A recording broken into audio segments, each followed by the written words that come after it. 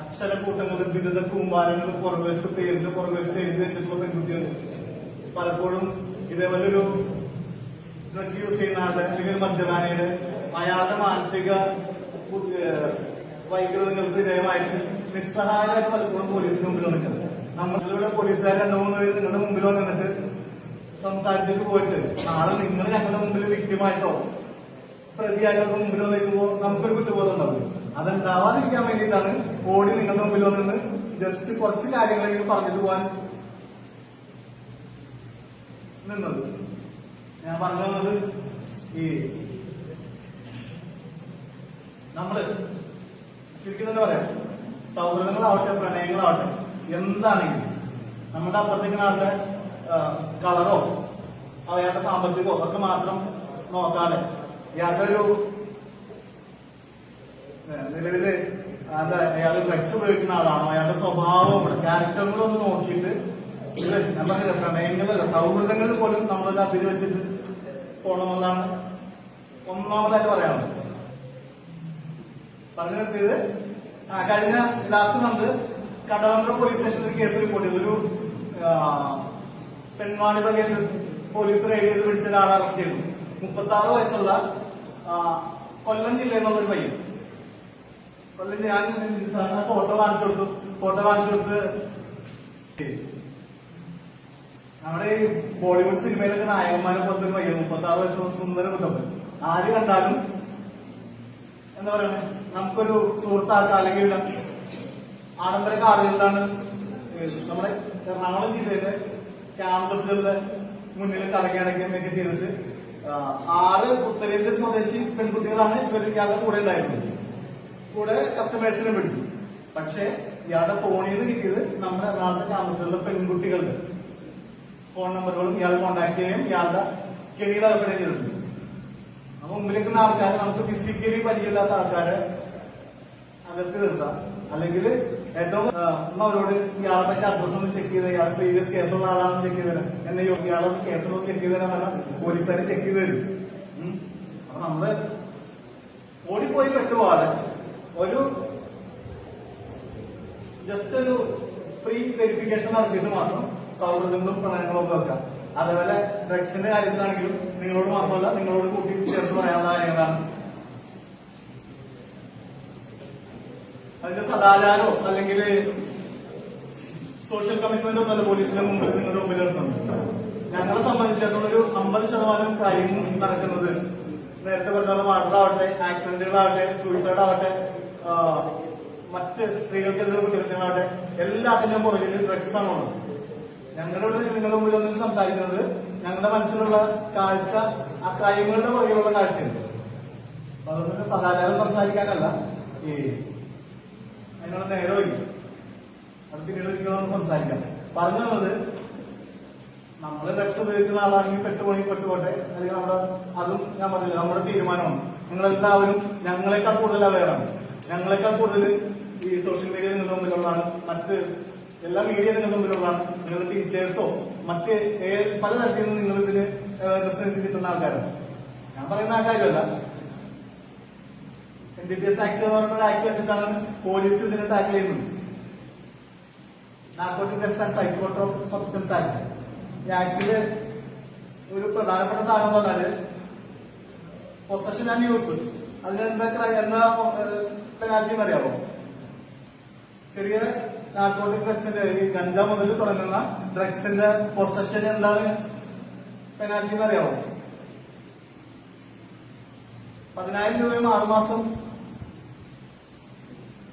തടവുമാണ്. 10,000 രൂപ ഫൈനും 6 മാസം തടവും. അത് നെക്സ്റ്റ് ഉള്ള സാധനങ്ങളാണെങ്കിൽ 20,000 രൂപയും 1 ഇയർ തടവുമായിട്ട് മാറും. 30 വർഷം വരെ മാക്സിമം 30 വർഷം വരെ തടവ് കിട്ടാവുന്ന ശിക്ഷകളാണ് ഇതിനകത്തുള്ളത്. ഇതിനകത്തൊരു പ്രധാനപ്പെട്ട സാധനം എന്ന് പറഞ്ഞാൽ 25 ആയിട്ടാണ് എനിക്ക് തോന്നുന്നത്. ഈ നമ്മളുടെ ഒരു പ്രണൈസ് ഡ്രഗ്സ് ഉപയോഗിക്കാൻ യൂസ് ചെയ്യാൻ കൊടുക്കുക നമ്മളുടെ അറിവോടുകൂടി, എന്റെ അറിവോടുകൂടി, എന്റെ പേരിലുള്ള സ്ഥലമോ എന്റെ പേരിലുള്ള വാഹനമോ. ഈ അറിവ് എന്നുള്ളത് പലപ്പോഴും പോലീസായിരിക്കും തീരുമാനിക്കാം. എന്റെ വാഹനം ഡ്രഗ്സ് ഉപയോഗിക്കുന്ന അല്ലെങ്കിൽ ഡ്രഗ്സ് കയ്യിൽ വെക്കാൻ സാധ്യതയുള്ള എന്റെ ഒരു ഫ്രണ്ട് കൊണ്ടുപോയാൽ നമ്മൾ ക്രൈമിൽ പെട്ടുപോകാൻ സാധ്യത.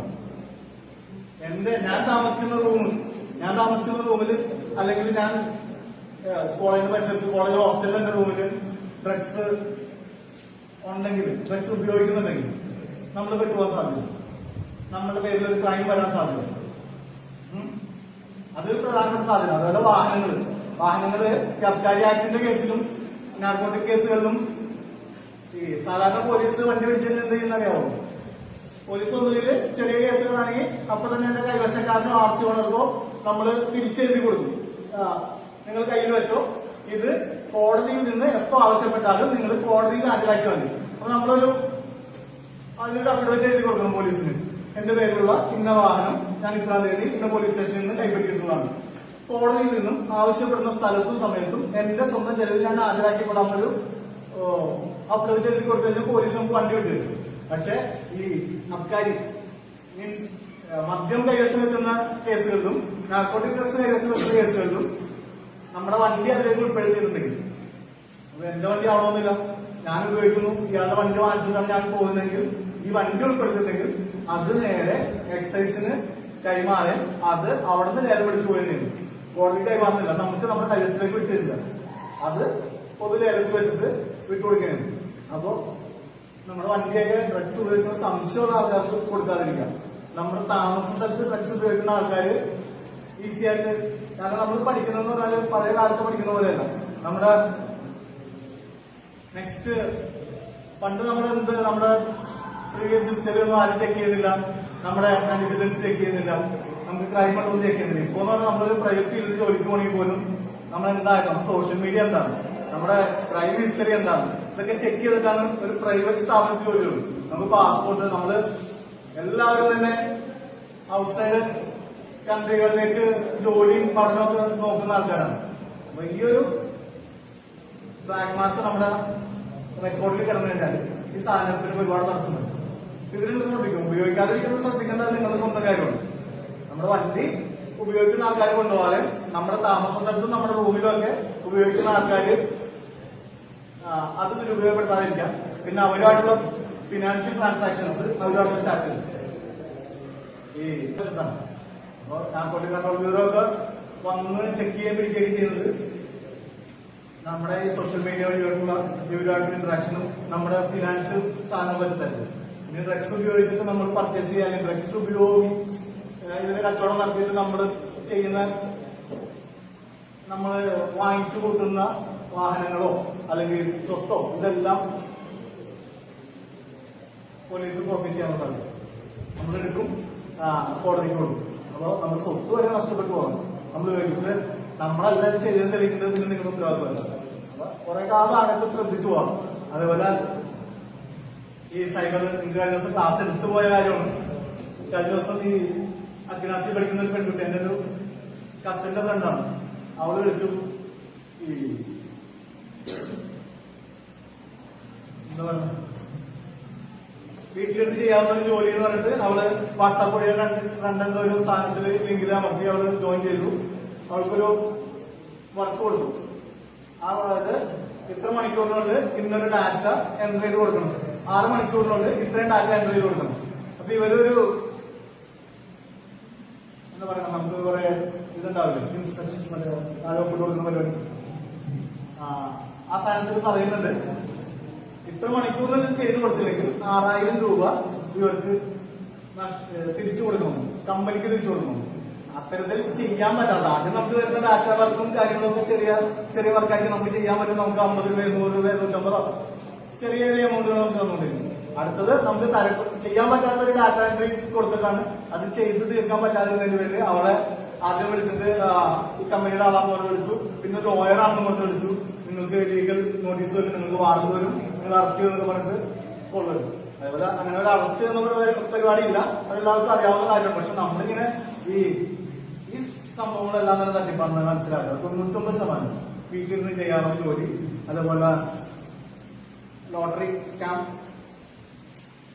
പിന്നെ ഈ പറഞ്ഞ ഫ്രീ ഡേറ്റിംഗ് ആപ്പുകളുണ്ട്, വീഡിയോ കോളുകൾ ചെയ്തിട്ട് തട്ടിപ്പറക്കുന്ന പരിപാടികൾ, ഇതെല്ലാം 99% തട്ടിപ്പുകളാണ്. മനസ്സിലാക്കുക, നമ്മൾ പഠിക്കാൻ പോകുന്നതും മറ്റു പരിപാടികളൊക്കെ കൂട്ടുകാർ പറഞ്ഞും നാട്ടുകാർ പറഞ്ഞും കേട്ട് പോവാതെ ലീഗലായിട്ടുള്ള ഒഫീഷ്യൽ ആയിട്ടുള്ള ഏജൻസികളും കോൺടാക്ട് ചെയ്ത് മാത്രം പോവാം. കാരണം ഈ സൈബർ തട്ടിപ്പുകളിൽ പലതും നടക്കുന്നത് ഗോൾഡൻ ട്രയാങ്കിൾ എന്ന് പറയുന്നത് തായ്വാന, ലാവോസ് ആ മേഖലയിലുള്ള മീഡിയയൊക്കെ വാച്ച് ചെയ്യുന്ന ആൾക്കാർക്കാണെങ്കിൽ അറിയാൻ പറ്റും, അല്ലെങ്കിൽ പത്രം വായിക്കുന്ന ആൾക്കാർക്കാണെങ്കിൽ അറിയാൻ പറ്റും. ശരിക്കും ഭരണകൂടം തന്നെ നിലവിലില്ലാത്ത കുറെ ഏരിയകളുണ്ട് നമ്മുടെ ഈ ഭാഗത്ത്.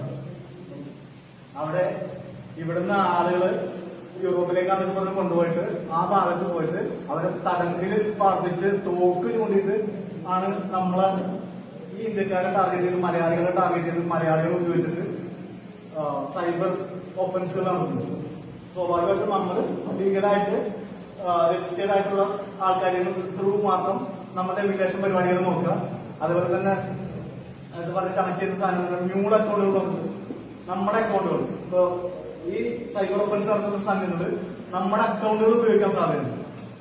നേരത്തെ പറഞ്ഞിട്ട് നമ്മൾക്ക് തരുന്ന ഡാറ്റയ്ക്ക് നമുക്ക് ഇത്ര ജോലി ആയിരുന്നു, അതിന്റെ ഒപ്പം തന്നെ പറയുന്നത് നിങ്ങളുടെ അക്കൗണ്ടിലേക്ക് ഇത്ര ലക്ഷം രൂപ ഞാൻ ഇന്ന് ഡെപ്പോസിറ്റ് ചെയ്യും, അതിൽ നിന്ന് നിങ്ങളുടെ സാലറി 10,000 രൂപയാണ്, ബാക്കി 90,000 രൂപ നിങ്ങൾ വൈകുന്നേരം ഇന്ന അക്കൗണ്ടിലേക്ക് ഇടുന്നുണ്ട്.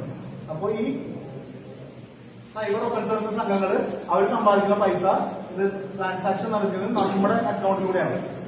അത് നമ്മൾ അറിഞ്ഞോ അറിയാതെ സംഭവിക്കുന്നത്.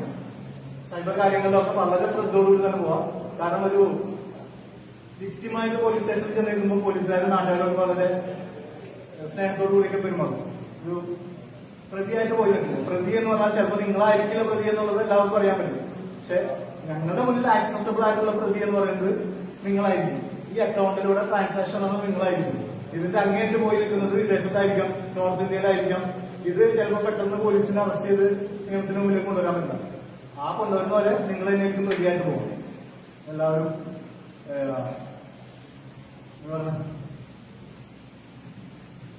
നല്ല ഒരു നമ്മുടെ ക്യാമ്പസിലെങ്കിലും ലഹരി വിരുദ്ധം ആകാൻ വേണ്ടിയിട്ട് നമ്മുടെ പോലീസിന്റെ യോദ്ധാവ് നമ്പർ അറിയാലോ, 99596666 എന്നുള്ള നമ്പർ, 112 എന്നുള്ള നമ്പർ, 1098 ക്രൈം സ്റ്റോപ്പറിന്റെ നമ്പർ. ഈ നമ്പറുകളെ ഓർത്തിരിക്കുക.